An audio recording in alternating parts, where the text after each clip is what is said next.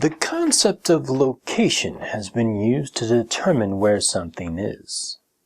You meet your friends at First and Main, you go to a zip code or an address, maybe even a floor number. This determines a location in our three-dimensional world. But there's a fourth dimension, a dimension of time. Meet David Carrico, a man living in a time of the Satanic Panic, a voluntary solitude in a fortress of ignorance. All around him time has moved on, and yet he remains there, cast adrift in the early 1980s. Let's travel through this fourth dimension together. Let's travel back in time. Our next stop, the batshit crazy zone.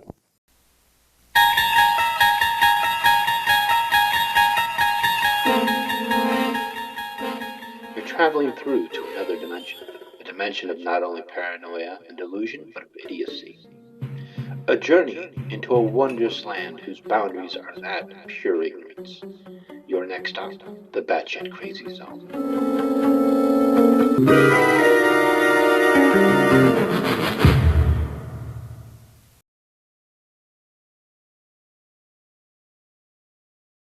Throughout this video, I'm going to be referencing a particular article. The article is entitled Satanic Ritual Abuse. It is a 1992 FBI report.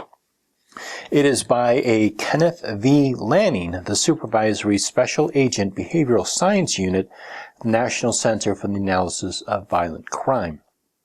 In particular, I'm going to be looking at law enforcement training, definitions, what is ritual child abuse, what makes a crime satanic, occult, or ritualistic, and finally, do victims lie about sexual abuse and exploitation?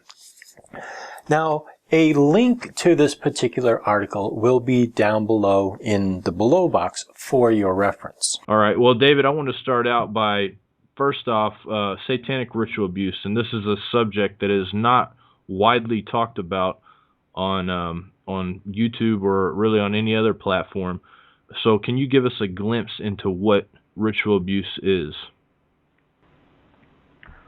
Well, ritualistic abuse is repeated physical or sexual abuse of an adult or a child, and satanic ritual abuse is physical and sexual abuse that is done during satanic ritual.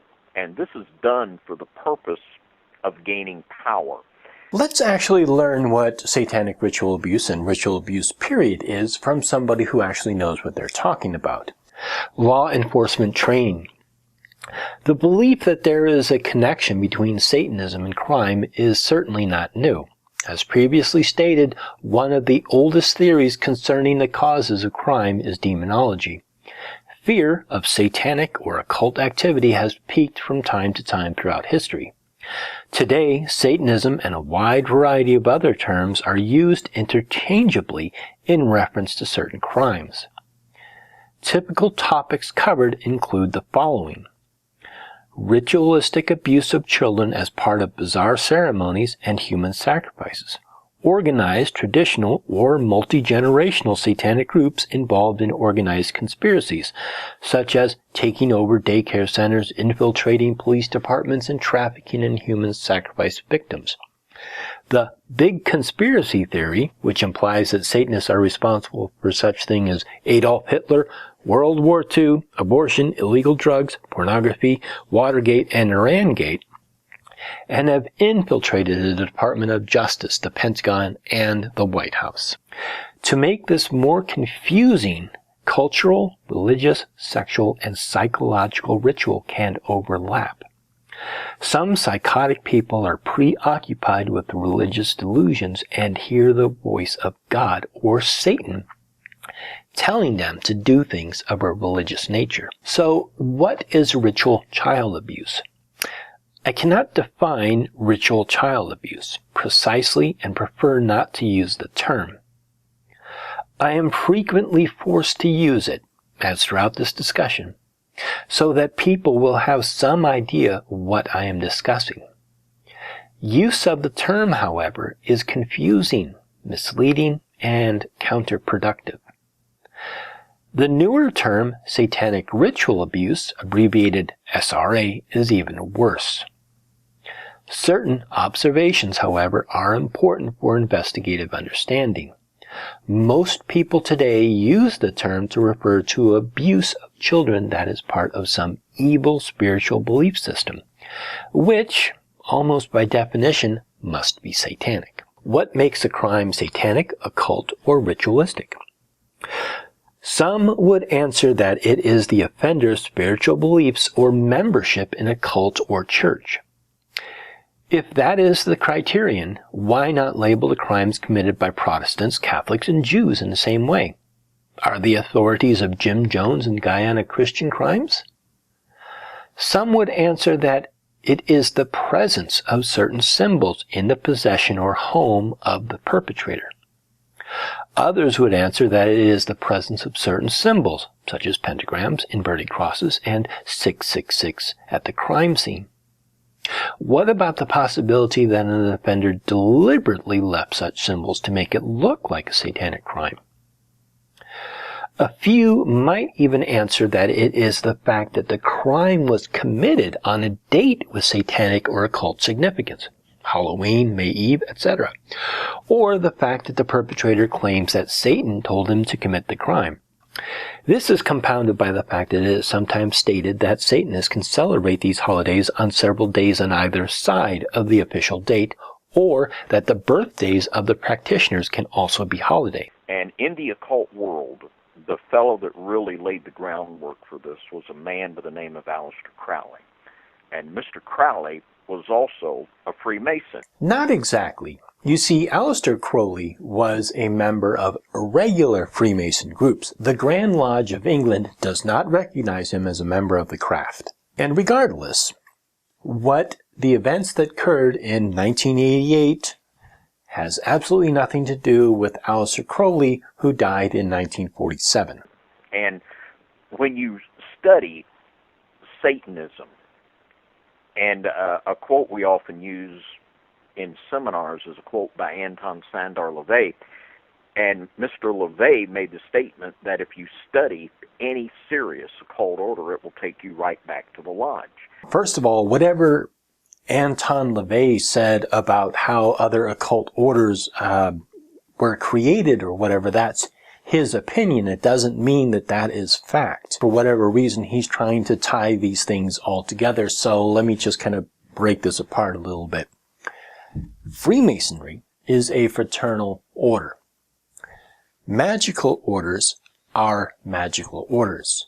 One of the reasons why people joined, say, the Order of Temple Orientis or the Hermetic Order of the Golden Dawn is because they practice ritual magic, which is not done in the Freemasons. So there are people who may have been in one order or the other, but it was like being a member of two organizations. One does not influence or have any impact upon the other. The only common denominator is the member, who is either a member of this one and that one, or a member of only this one and not the other one. So the common denominator is the member and not the function. And this is certainly true. And Mr. Crowley wrote one of his books called Magic in Theory and Practice, and it's virtually a handbook on ritual sacrifice. This single chapter in all of the books that Crowley has written has been used and taken out of context ad nauseum. And it is, first of all, anyone who takes any occult writing completely literal and performs everything in there that is asked or written is a freaking moron. At the very end of this chapter, on page 210, Crowley writes, "You are also likely to get into trouble over this chapter unless you truly comprehend its meaning." And he says quite plainly that a male child of perfect innocence is the most suitable sacrifice. And we call this Masonic Satanism. Aleister Crowley never performed human sacrifice, nor was he ever charged with murder. Because the heads of the satanic world, Mr. Crowley and many other we could name. Mr. Crowley was in 2 occult organizations, the Golden Dawn and the OTO. Both were founded by Freemasons.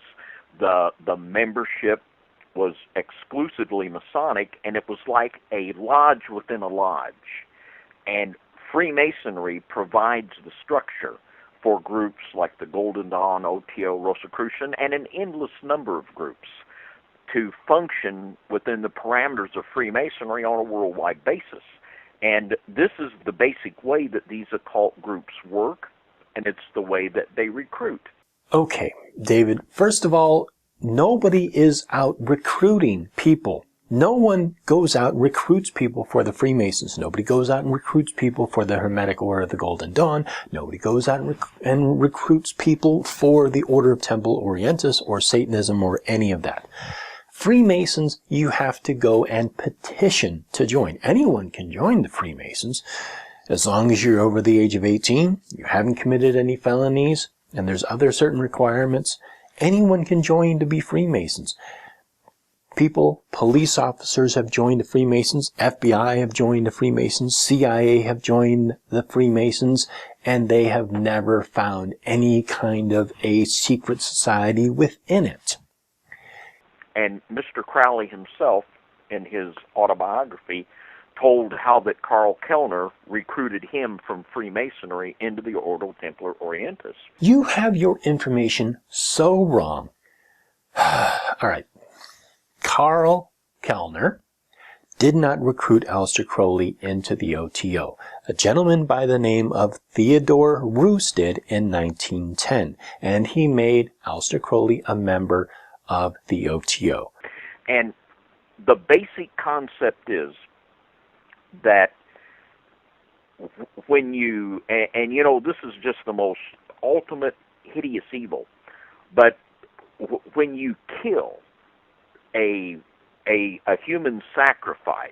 David, you are so absolutely incorrect in this aspect. First of all, who is killing a human sacrifice?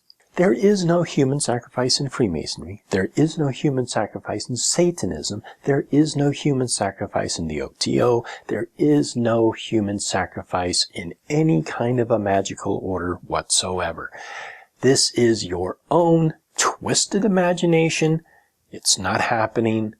The fear, to have the maximum amount of fear, and if there's a sexual rite involved, the fear and this energy, they capture. And this is why it's ritually killed during the ritual to maximize the satanic energy. They can draw it from it.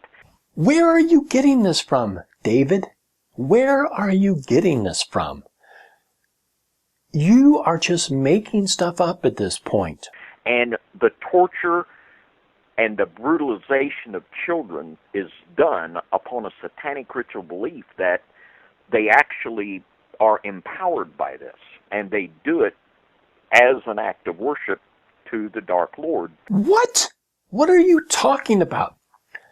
Where are you getting this information from, David? What Dark Lord? What are you talking about? It doesn't matter if you are a Protestant, a Catholic, a Christian, an atheist, a Satanist, a member of the Freemasons, member of the OTO, or what. You are still bound by laws. If anyone is doing anything that you have just accused some boogeyman of doing, report it to the police. No one is above the law. And there are many other aspects that come into it too, and some are quite natural, I guess you could say, for an unnatural act, but a lot of it is just commercial. Natural act? You have one of the most twisted, imaginative, sadistic minds I have ever come across in my entire life. There's very much the element of child pornography and snuff films and many other things like this that come into play What? Now you're bringing snuff films and child pornography into this? Who? When? Where? What? How?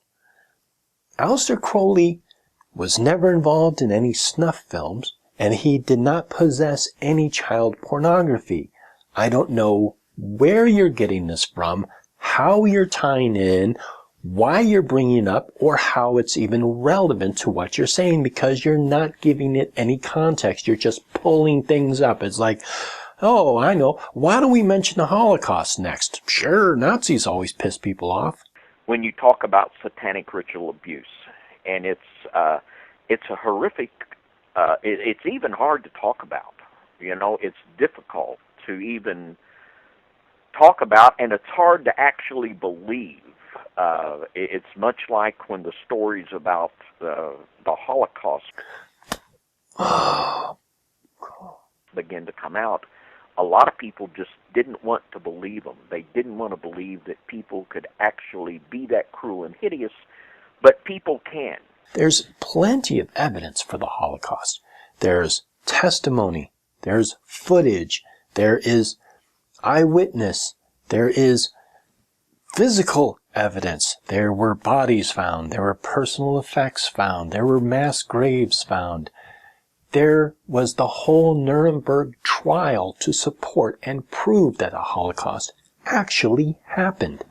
You talking about human sacrifice and snuff films and child pornography and all the stuff around Aleister Crowley, who died in 1947, has absolutely no supporting evidence whatsoever, except what is spewing out of your mouth. And not only can people be that cruel, but there are people that intentionally set out to do these things and to victimize children for either their own selfish gratification, or for their religious belief in acquiring power, or for the financial aspects. Financial aspects? What financial aspects? Who is making money off of any of this? That this takes place. And in the late 1980s and the early 1990s, my wife was a member of a group here in Evansville called SLAM. It was an acronym for the Societies of Legal Molestation. And it was an advocacy group that helped abused children. And Rick and Pam Doniger were also a member of that group. And there was a child that began to disclose to Rick Doniger satanic ritual abuse. And at that time, none of us had heard of anything like that. And, you know, we didn't quite know what to make of it. But then there was another child begin to disclose to Mr. Doniger, and then another. And one became 2, and 2 becomes 6, and then there were 12. And these children were telling the same story, that they were being taken out of school by their teachers and sometimes even the principal, that they were being taken to what they called the Blue House here in Evansville, Indiana. And they were made to partake in satanic rituals that involved animal and even human sacrifice and sexual rites.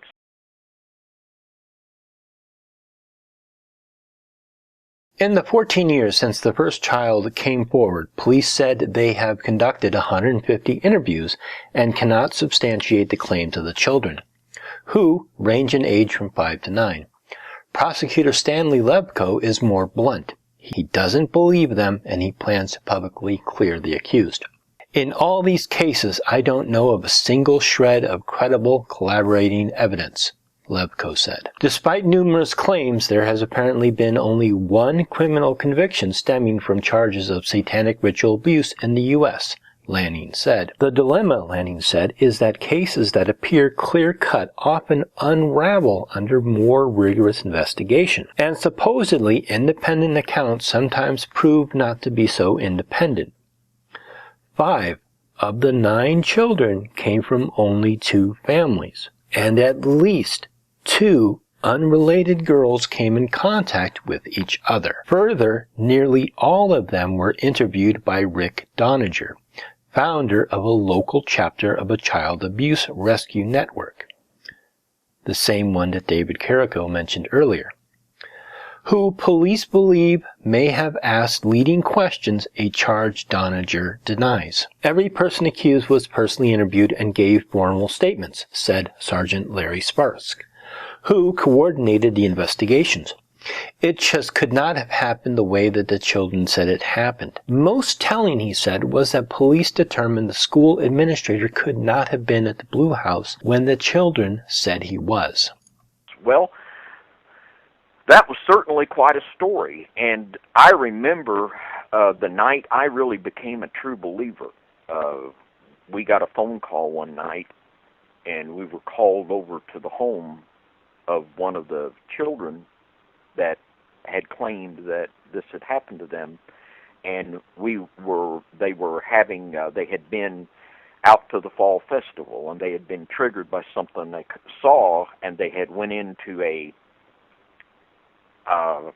I guess what we could call a panic. You said fall festival, so was this around Halloween time? Did this child see a Halloween decoration or something that caused this to happen? And they were having like a panic attack, and the child was about 8 years old and was lying on its stomach and had its shirt off. It was a young girl. And well, you know, you can see, like when you have Charlie horses, you can see the muscle raise up. Well, this child was having things raise up where there weren't no muscles. And it was, I knew right then that we were dealing with something that was evil and something that was supernatural. And we began to pray, and Rick and Pam was there that night and others, and we began to pray and call on the name of the Lord.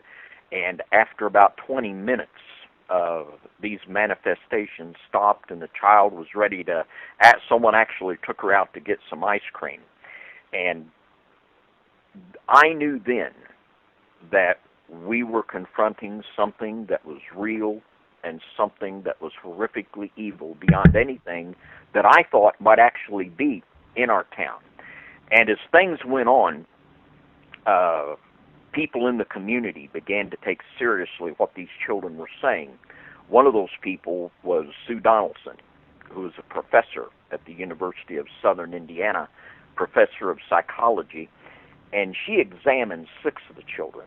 And she went on public record, Current Affair, did a program on the Blue House episode, and she went on Current Affair and talked about the 6 children that she examined, and she said that each and every one of the children she examined was marked on around the inside on their arm.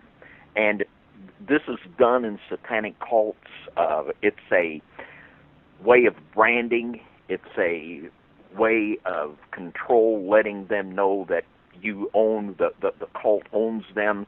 Where are you getting this from? Who says this? Who said that? Where is it written? There is no evidence that any kind of a satanic cult goes around marking people. And it's also a way, something that Aleister Crowley did in his cults, whenever someone would use the word I, the purpose was to do away with your individuality and to force you to be a part of the hive mind and of the cult. And he would make anyone in his cult, when they would use the word I, to cut themselves. And they would cut themselves exactly the way these children were being cut. First of all, there's no drawing or any pictures of any kind of a marking from people who were at the Abbey of Thelema in the 1940s. So how would they have any kind of a picture or any kind of a record of whatever was supposedly scratched on somebody that they could match up in 1990 in Evansville, Indiana? And Miss Donaldson, who by the way was not a believer, but she was certainly a very zealous person to expose injustice. And she verified that all of these 6 children None of them knew each other. None of the parents knew one another. They went to different schools, and yet they all told the same story, and they were all marked in the same way. Again, let's reference this article. Very many times people will collaborate, and they will push each other, and they will all come to an agreement upon something, and it becomes a confirmation bias. Do victims lie about sexual abuse and exploitation? I believe that children rarely lie about sexual abuse or exploitation. If a lie is defined as a statement deliberately and maliciously intended to deceive. Furthermore, the assumption that children rarely lie about sexual abuse does not necessarily apply to everything a child says during a sexual abuse investigation. Stories of mutilation, murder, and cannibalism are not really about sexual abuse. Children rarely lie about sexual abuse or exploitation, but they do fantasize. Furnish false information, furnish misleading information, misperceive events, try to please adults responding to leading questions, and respond to rewards. Young children may know little about specific sexual acts, but they may know a lot about monsters, torture, kidnapping, and murder. Bill Welburn, who was the former prosecutor here in Evansville, Indiana, he became involved. And Bill became a believer in what the children said, and he became done the legal work for them for free. And on the current affair piece, he talked of 12 children that were definitely involved, and he said there as many as 20 were involved, possibly in these things that were going on. And he urged that the police would question certain people that had never been questioned and issue search warrants that were never issued to find out what was going on. And what was amazing, you know, you would think that if there was any chance that there was abuse of any kind going on, let alone anything this horrific, that the authorities would do everything in their power to find out what was going on. But we quickly found out that this was not the case. No charges ever came about, and there were supposedly 9 kids involved in this, and there were over 150 witnesses who were interviewed for this investigation. And at that time, Stan Levko was the prosecutor in Evansville, Indiana, and it was real clear, real quick, that Mr. Levko did not believe what the children were saying. He said that openly, and he was certainly less than zealous to try to find out what was going on. And indeed, it was our opinion very quickly that there was a cover-up going on. Of course. And let me guess who was covering all this up. Freemasons? And there was something that became to line up. And from this, we wrote our book, The Egyptian Masonic Satanic Connection. And before that time, I had just become aware of Freemasonry, and I was just beginning to study on Freemasonry because of a man by the name of Tom McKinney. Tom McKinney had wrote a book named The Deadly Deception, and at that time we were doing radio on WVHI, and we would do radio with people on Bible prophecy, the Dornark occults, and we had the Lord had really blessed us. We'd work with people like Dave Hunt and Bill Still and Constance Cumby and Charlotte Iserbeat on the corruption in the school system. And we interviewed Tom McKinney, and Tom McKinney dropped Freemasonry like a bombshell. So he introduced exactly what you wanted to hear. Fancy that. And Tom was just such a, he was an ex-Marine colonel, and he was just such a humble, believable guy. He was not the type of person that come over as anybody that would hype or sensationalize anything. And the things that Tom said, I just had to see for myself if it was true. And I found out certainly it was true what he was saying and so much more. And it was providential that this was going on at the very same time that the children begin to disclose satanic ritual abuse. Well, of course, by your own logic, that seems to be right. And it became clear real quick that there were things would happen, like there was a hospital record. The parents would take the child to the hospital to verify abuse, and then when it came time to go get the record was gone. And we begun to think that, wow, maybe everyone in Evansville was a Satanist, which certainly wasn't the case. But Right. we did begin to see that there was a hand behind all of this, Let me guess, it was Freemasons, right? coordinating things. And the investigators, there were some common denominators here that the dots begin to connect. The people that were accused in the schools were Freemasons. What a shocker. The investigators investigating them were Freemasons. You know who else were Freemasons? The milkmen. The milkmen were Freemasons. The mailman was Freemason. The butcher was a Freemason. Even the stonemasons were Freemasons. It was a conspiracy. The chief of police in Evansville, Indiana, was a Freemason who later had to leave office because of theft.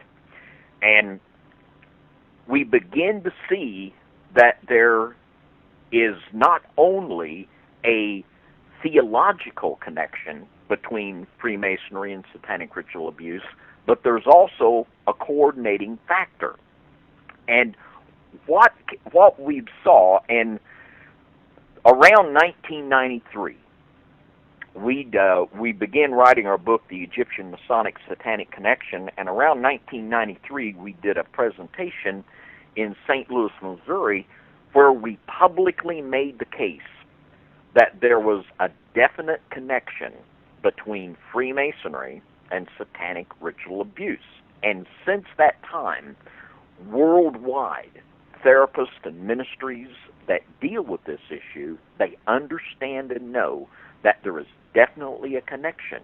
Now, I would not say, do not say, because it would not be accurate to say by any means that all Freemasons are Satanists or that anything of the such, but Freemasonry as an organization gives an avenue for these cult groups to work. It doesn't give them an avenue. They make their own avenues. Again, as I said, they are different organizations. The only common denominator are the individual members. That's it.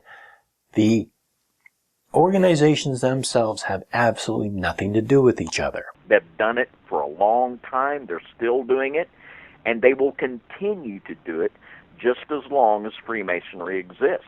Yeah, and one thing I wanted to add before you go any further, what you're saying is right. Not all Freemasons know about this or have anything to do with this, because most of them are, kept in the dark about a lot of things. But you're right about it being an avenue, because...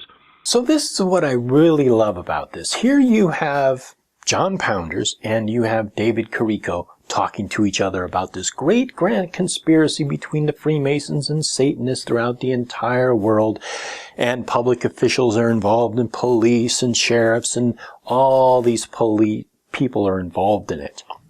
Now, for those people who are actually involved in the organizations that they are accusing them of, who stand up and say, excuse me, but no, that's not correct. They say, oh, well, you're just not high enough up in the ranks to understand exactly what goes on in the up in the highest ranks of these organizations. It's a secret society, so have a secret society within a secret society. And then on top of that, they take an oath to, basically that they're all brothers and that they take care of each other. So even if the people that were the police officers or this or that were in charge of investigating, even if they did not have anything to do with it or know anything about it, they were helping their brother Freemasons, because they take an oath. They take an oath that requires them to help each other. Am I right? Whoa. Slow down there, John Pounders.